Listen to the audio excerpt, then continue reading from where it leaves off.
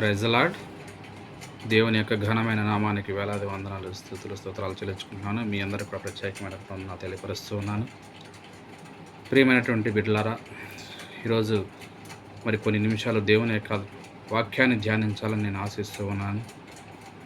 అయితే బైబిల్ ఉన్న వారందరూ కూడా మనం చూసుకున్నట్లయితే లూకా సువార్త 16వ అధ్యాయము 15వ వచనము మనము జాగ్రత్తగా పరిశీలన చేసినట్టయితే దేవుని వాక్యములో లూకా సువార్త 16వ అధ్యాయము 15వ వచనము, ఆయన మీరు మనుషులు ఎదుట నీతిమంతులని అనిపించుకుని వారు కానీ దేవుడు మీ హృదయములను ఎరుగును. మనుషులలో ఘనముగా ఎంచబడినవి దేవుని దృష్టికి అసహ్యము. ఇక్కడ మనం జాగ్రత్తగా పరిశీలన చేసినట్టయితే దేవుడే స్వయంగా ఈ మాట తెలియపరుస్తూ ఉన్నాడు. మనుషుల్లో చేత మనము నీతిమంతులుగా అనిపించుకోవాలని, ఘనముగా ఎంచబడాలని చెప్పేసి మనము కొన్ని విషయాల్లో ప్రయత్నం చేస్తూ ఉంటున్నాము. అయితే ఈ యొక్క చెప్పినటువంటి సందర్భం ఏమిటంటే, యేసుక్రీస్తు ప్రభువారు ఆనాడు పరిసయ్యులు మరి చాలా ధనాపేక్ష కలవారు, ధనం కలిగిన వారు. వారు ధనము చేత మరి కలిగి ఉన్నప్పుడు వాళ్ళు మనుషుల యొక్క మెప్పు పొందాలని, మరి వారు ఘనత పొందాలనేటువంటి మరి చూస్తూ ఉన్నారు. అయితే ఈనాడు కూడా చాలామంది కూడా ధనాన్ని చూసుకొని, వారి యొక్క ఆధిక్యం చూసుకొని మనుషుల చేత మరి నీతిమంతులు అనిపించుకోవాలని, మరి ఘనస్థులు అనిపించుకోవాలని చెప్పేసి చాలా ప్రయత్నాలు చేస్తూ ఉన్నారు. అయితే దేవుడు చాలా స్పష్టంగా తెలియపరిచాడు. ఏమని అంటే, మనం చూసుకున్నట్లయితే 15వ అధ్యాయంలో మనుష్యులలో ఘనముగా ఎంచబడినది దేవుని దృష్టికి అసహ్యము. చూసారా?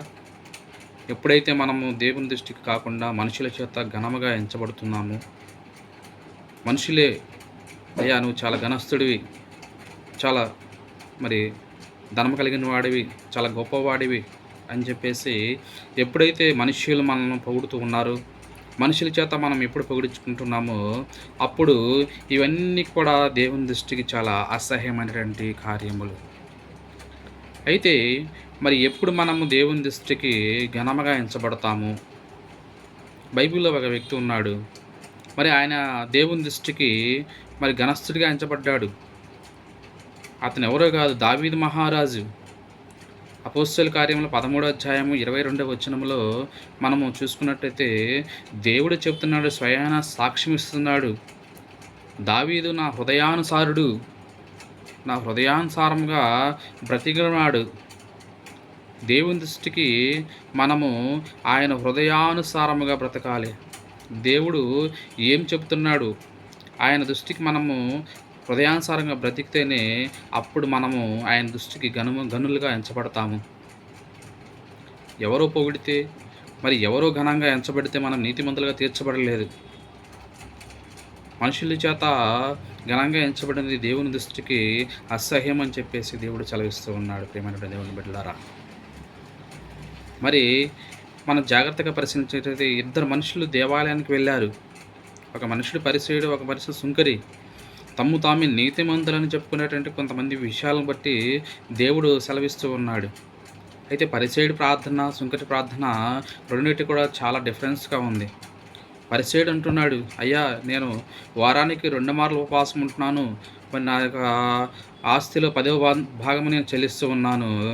అయితే ఒక చిన్న మాట పలికాడు అక్కడ, అయ్యా ఈ లోకంలో ఉన్నటువంటి ఈ సుంకరి వల్లే నన్ను ఉంచినందుకు నీకు వందనాలు తెలియపరుస్తున్నానని చెప్పి సెలవిచ్చుకున్నాడు. తను తాను హెచ్చించుకున్నాడు. అయితే సుంకరి మాత్రము దేవాలయము మన బయట నించొని రొమ్ము కొట్టుకునొచ్చు, దేవా పాపినటువంటి నన్ను కరుణింపము అని చెప్పేసి అన్నప్పుడు దేవుడు సుంకరిని నీతిమంతుడిగా తీర్చి పంపించాడు. చూసారా దేవుని బిడ్డలారా? మన ధనము కానీ, మనం ఉండే ఉపవాసము కానీ ఇవేమి కూడా దేవుని దృష్టికి విలువైనవి కావు. దేవుడు కేవలము హృదయాన్ని మాత్రమే చూస్తాడు. అందుకని మనం నీతిమంతులుగా తీర్చబడ్డాము అంటే దేవుని మీద మనం విశ్వాసం ఉంచడం వల్లనే. కేవలం మనుష్యులు చేసేటువంటి క్రియలు ఈ లోకంలో మురికి గుడ్డ వలె వంటివి అని తెలియపరుస్తున్నాడు దేవుడు. యెషయా గ్రంథం చూసినట్లయితే ఒకసారి యెషయా గ్రంథము 54వ అధ్యాయము 6వ వచనం చూసుకున్నట్లయితే ప్రియమైనటువంటి దేవుని బిడ్డలారా, 64:6 చూసుకున్నట్లయితే, మేమందరము అపవిత్రుల వంటి వారిమైతిమి, మా నీతి క్రియలన్నీయు మురికి గుడ్డ వలె నాయెను.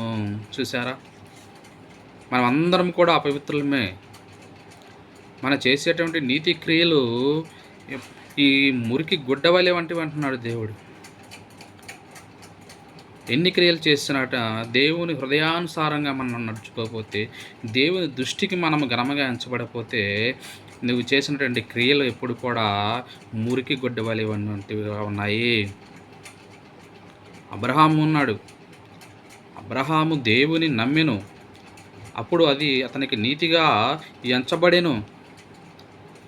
దేవుడే అబ్రహాముని నీతిమంతుడిగా ఎంచాడు.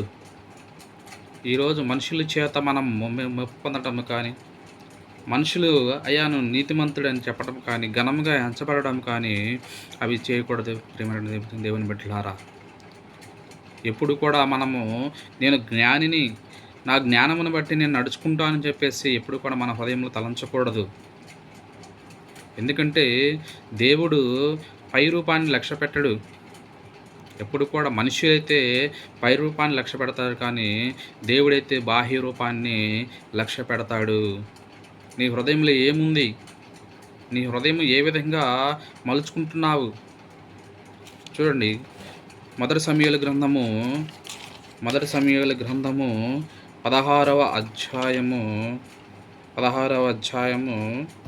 7వ వచనం చూసుకున్నట్లయితే, అయితే యెహోవా సమూయేలుతో ఇలాగ సెలవిచ్చెను, అతని రూపమును అతని ఎత్తును లక్ష్య పెట్టకుము, మనుషులు లక్ష్య పెట్టు వాటిని యెహోవా లక్ష్య పెట్టడు. నేను అతనికి త్రోసివేసి ఉన్నాను. మనుషులు పై రూపమును లక్ష్య పెట్టుదురు కానీ యెహోవా హృదయమును లక్ష్య పెట్టును. చూసారా, మనుషులైతే ఏం లెక్క పెడతారంట? బాహ్య రూపాన్ని, అతనికి ఉన్నటువంటి ఘనతని, అటువంటి అతనికి ఉన్నటువంటి ఆస్తిపాస్తులను చూసి, అతనికి ఉన్నటువంటి మరి ఎంతో ఈ లోకంలో మనుషులు మరి అతని యొక్క బాహ్య రూపాన్ని చూసి లక్ష్య పెడుతూ ఉంటున్నారు. దేవుడైతే అవన్నిటి కూడా ప్రక్కకు దోసేసి, ఎవరైతే దేవుని యొక్క హృదయానుసారముగా నడుచుకుంటారో వారి యొక్క హృదయాలను దేవుడు లక్ష్య పెడతాడు. ఈ రోజుల్లో నీతి అనేది మనం ఎక్కడో కొనుక్కునేది కాదు, ఎక్కడో సంపాదించుకునేది కాదు, ఏ మనుషుడి చేత మనం సంపాదించుకునేది కాదు.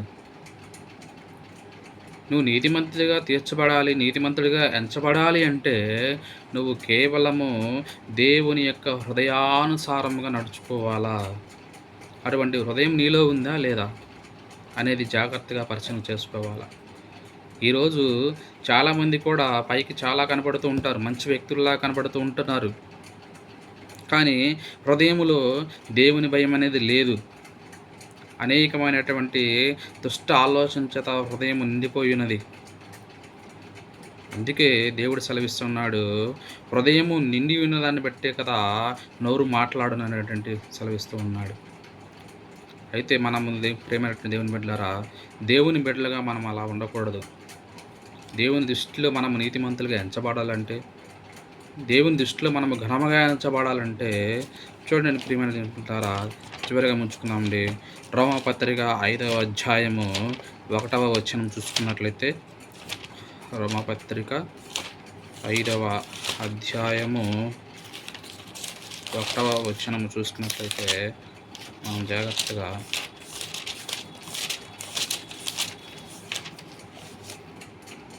కాబట్టి విశ్వాస మూలమున మనము నీతిమంతులముగా తీర్చబడి మన ప్రభువు అయిన యేసుక్రీస్తు ద్వారా దేవునితో సమాధానం కలిగి ఉందుము. చూసారు, కేవలము దేవుని మీద మనం విశ్వాసముంచుట ద్వారా నీతిమంతులముగా తీర్చబడతాము. ఈ ఒక్క విషయాన్ని మనం హృదయంలో ఉంచుకొని దేవుని దృష్టికి మనము నీతిమంతులుగా ఎంచబడాలి అనేటటువంటి విషయాన్ని గుర్తుపెట్టుకోవాలా. అంతేకాని మనుషులు పొగడతల వల్ల కానీ, మనుషులు చేసేటువంటి క్రియల వల్ల కానీ, మనుషులు ఎంచబడినటువంటి ఘనమైనటువంటి కీర్తి వల్ల కానీ ఎప్పుడు కూడా మనుషునికి నీతిమంతుడిగా తీర్చబడడు.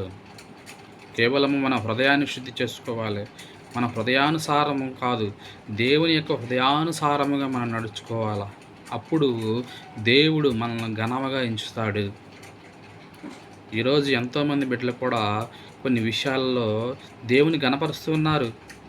వారు ఎన్నో విజయాలు సాధించినప్పుడు ముందుగా దేవునికి కృతజ్ఞతాస్తుతులు చెల్లిస్తూ ఉన్నారు. అయితే కొంతమంది ధనాపేక్ష గలవారై దేవుని యొక్క విశ్వాసం నుండి తొలగిపోతున్నారు. ధనము చూసుకొని మురిసిపోతున్నారు.